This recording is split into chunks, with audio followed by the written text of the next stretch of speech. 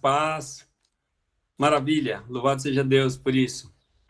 Vamos para a nossa reflexão de hoje, vamos, sem mais demoras, sem mais delongas, enquanto os que atrasados chegarem, atrasados ficarão. Vamos sem demorar, vamos para o nosso trabalho. O nosso trabalho hoje, nossa reflexão de hoje é sobre as confusões da vida, né? Muito pertinente, muito apropriado. Diz assim, a confusão é a prova da rejeição de uma verdade. A confusão é a prova da rejeição de uma verdade. Deixa eu começar perguntando assim, você é uma pessoa confusa? Então, será que pessoa confusa é aquela que rejeita uma verdade, né? Rejeita a verdade, né? Confusão é a prova de que alguém está rejeitando, não está aceitando a verdade. Ora, alguma verdade. Ora, a gente pode pensar da seguinte maneira. Quando existe uma confusão, principalmente no caso de discussões, realmente você está tendo opiniões diferentes, né? Opiniões diferentes. Quando a gente tem opiniões diferentes, como é que a gente chega num acordo? Alguém já disse, vai dialogando, dialoga que chega. O problema é que se a gente dialogar e as bases são diferentes, a gente vai piorar ainda mais, costuma ter mais conflito, é mais problema. Se só conversar resolvesse, ninguém se separaria, ninguém brigaria, não é verdade? Eu creio que tem a ver com isso mesmo. A confusão tem a ver com a gente não compreender uma verdade, não conhecer uma verdade, ou não aceitar uma verdade, ou as quatro, ou as três coisas ao mesmo tempo. Então, por exemplo, a gente pode entrar em confusão com a vida porque a gente não compreende a verdade sobre a vida. A gente pode até entrar em conflitos de relacionamento porque a gente não sabe a verdade do relacionamento, sobre aquele relacionamento. A gente não compreende essa verdade. Ou a gente simplesmente não quer aceitar.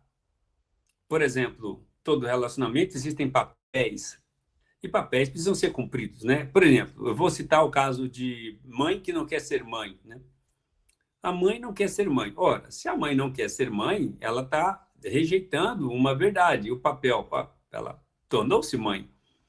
O menino está aí.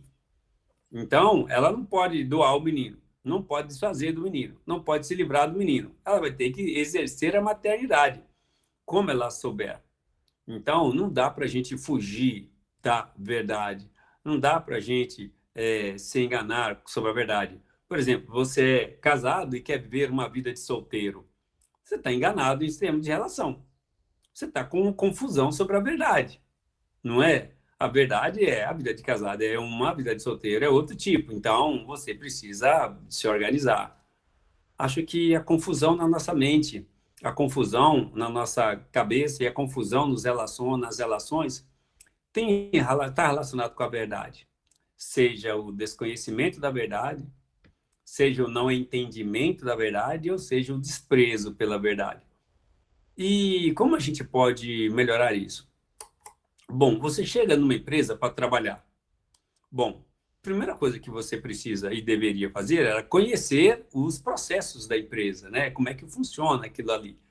Porque senão você vai fazer do seu jeito, porque você desconhece a verdade da empresa, desconhece os princípios da empresa, e você quer colocar o seu padrão ali, e não é o seu padrão que vai funcionar.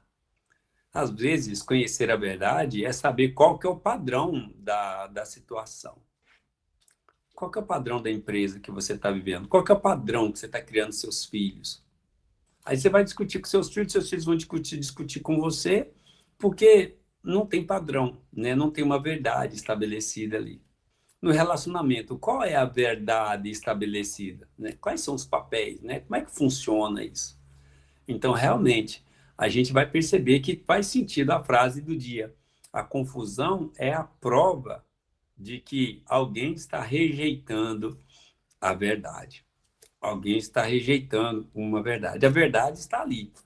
Ou os dois estão rejeitando a verdade, ou alguém não está aceitando a verdade. E aí entra em conflito. Bom, eu quero piorar o nosso debate para a gente poder terminar, que seria, tem aquele tipo de pessoa que diz que nem verdade existe. que a verdade ela é uma opinião. A verdade é particular. Foge desse tipo de gente. E se você é esse tipo de gente, repense. Por quê? Porque quando você encontra alguém que diz que a verdade depende de uma opinião, a única opinião que vai ser verdadeira é a dela.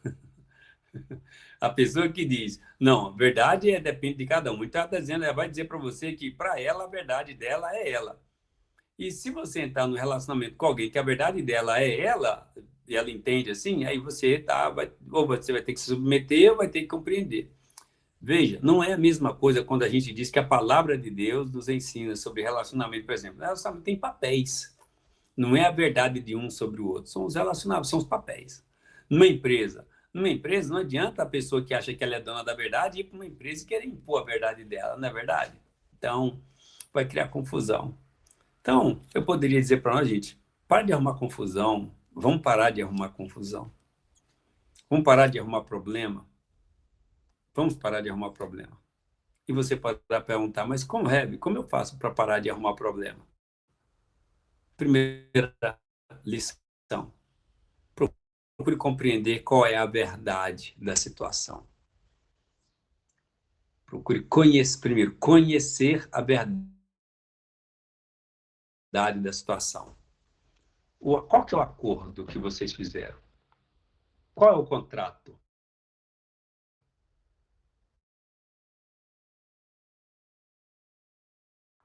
Pode se esperar de você e o que você pode esperar da contraparte? Conhecer a verdade. Compreender, saber do que se trata. Não é? Saber da maneira prática mesmo. O que se espera de você praticamente no relacionamento, no casamento, na saúde, no cuidado com alguém, enfim.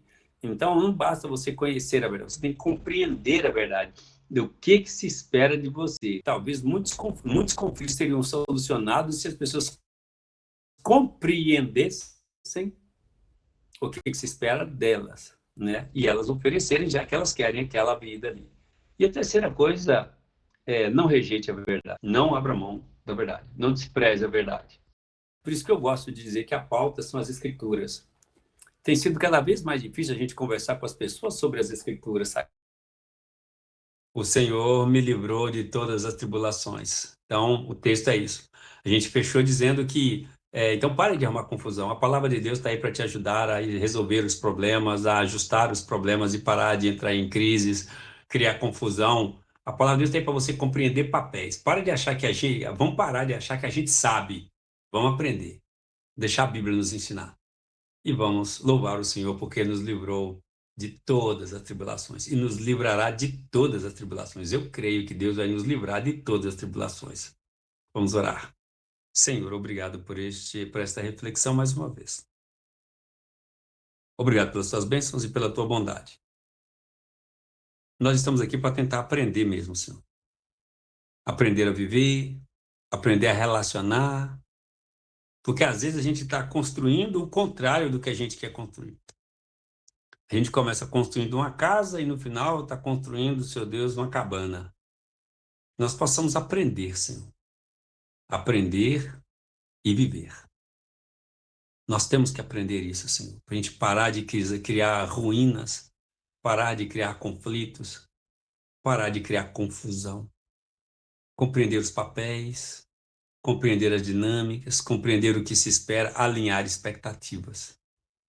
Deus, nos abençoe nisso. Às vezes estamos em conflito, em confusão, tristes, chateados, magoados, porque estamos em confusão conosco mesmo, com os outros, com a vida.